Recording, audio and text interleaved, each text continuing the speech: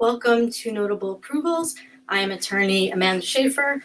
Before I get into our exciting case for the day, I just want to remind everyone that next Thursday, November 5th at 9 p.m. Eastern Time, we'll be having a Q&A discussion on naturalization, and I have a naturalization case to talk about today.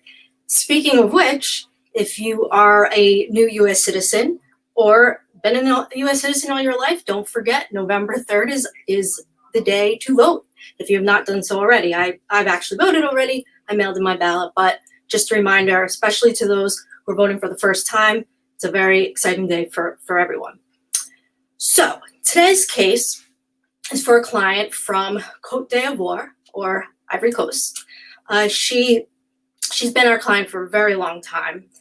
She got her green card initially based on VAWA, or violence against, and we've been with her all along this journey pretty much. And so she had her green card, and we filed for naturalization in 2018.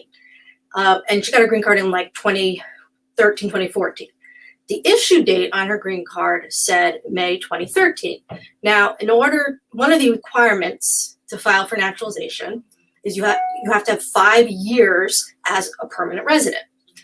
The only exceptions for that is, one exception is for someone who has VAWA.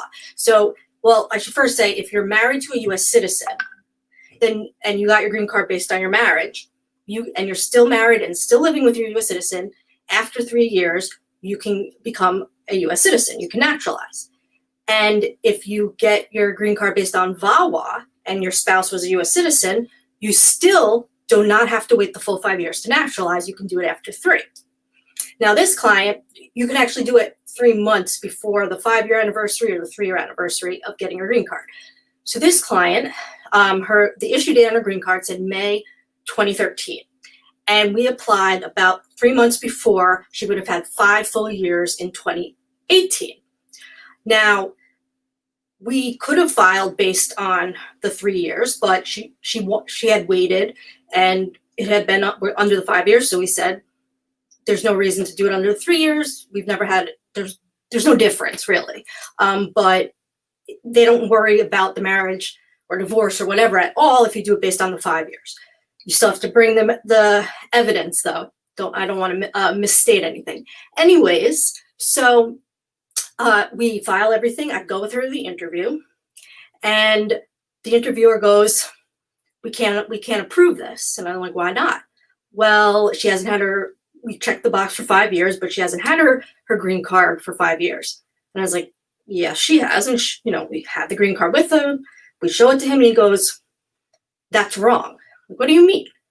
Apparently, USCIS put the wrong date of issue on the card. She was actually granted in 2014, not in 2013. I have never had this happen before with any clients. I mean, I've had mistakes on cards, but never the issue date being wrong.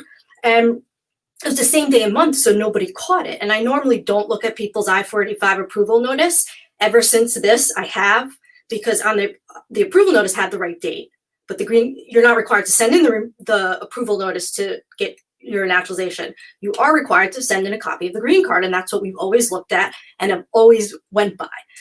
So it was very frustrating because I said to him, well, she can still apply based on the 3 years because her spouse is a U.S. citizen. And the officer refused to amend the application.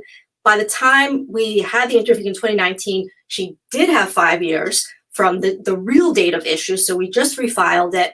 A year later, she had another interview. Now she's a U.S. citizen, and she's very happy. But it taught us something very important here. Sometimes you learn new things going along in immigration, and that was the date on the green card. You got to make sure it's correct. And my client actually was concerned if she had to travel abroad, because whenever there's a mistake on a green card, if you're traveling abroad, you're at risk of being stopped at the border or like questioned, or at least just not an easy time to get in. Luckily, she didn't really have to go anywhere, so she waited till she got her citizenship. And then, of course, coronavirus.